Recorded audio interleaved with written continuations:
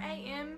First Fruits. This is a chapter by chapter Bible study series, and we're in Job chapter 30.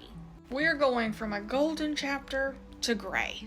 Just like that, we mood swing again. You can't blame Job though. He is troubled. Chapter 29, it is all good and dandy for Job. At least he's remembering what his life used to be like when it was good and dandy. His life is as smooth as butter and he's a good man. Chapter 30 starts off with, "But now they mock me. Men younger than I am, whose fathers I would have refused to put with my sheepdogs." Job is being mocked by men he wouldn't even put in charge of his animals. Y'all know people like that?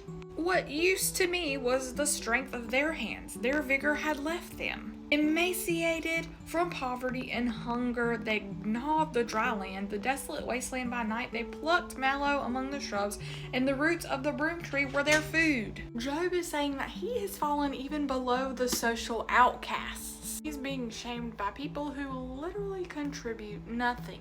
Verse 5, "They were banished from human society. People shouted at them as if they were thieves. They are living on the slopes of the wadis, among the rocks and in the holes of the ground. They bray among the shrubs. They huddle beneath the thistles. Foolish men, without even a name, they were forced to leave the land, and now I am mocked by their songs. I have become an object of scorn to them. They despise me and keep their distance from me. They do not hesitate to spit in my face." Ew. He then goes on to blame God.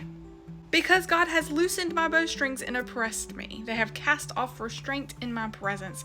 They rabble, rise up at my right. They trap my feet." Job continues to talk about how his prosperity has floated away like a cloud. And he's not wrong. God gave Satan permission to do this. And he even talks about the torment of his pain, of his disease. "I have become like dust and ashes." Listen to verse 20 though. He really starts to cry out to God. He says, "I cry out to you for help, but you do not answer me. When I stand up, you merely look at me. You have turned against me with cruelty. You harass me with your strong hand. You lift me up on the wind and make me ride it. You scatter me in the storm.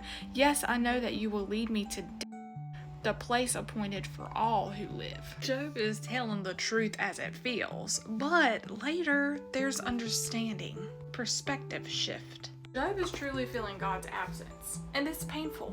In NLT, verse 22, Job had said, "You threw me into the whirlwind," which is interesting because in chapter 38, God will respond to Job, and in a whirlwind. 24, "Yet no one would stretch out his hand against a ruined person when he cries out for him to help because of his distress.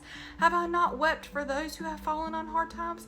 Has my soul not grieved for the needy? But when I hoped for good, evil came." Job wonders why he wasn't treated as good as he treated others who were suffering, wondering where all of that reaping what you sow stuff has gone. He then finishes the chapter with more descriptions of his physical pain, and it is rough. Can faith survive when you feel like God is being silent and cruel? In days of suffering, when your life just feels like ashes and dust? In seasons where God feels like a locked door, and it seems like all your prayers are just hitting wood and falling to the ground? I know I keep saying this, but God's response is coming. Only 8 more chapters to go. As painful as it is, this book of Job is helping us understand God and his theology a little better. It's not prosperity. Thank you for watching this 4 a.m. and I'll see you in the next 4 a.m. when we cover Job chapter 31.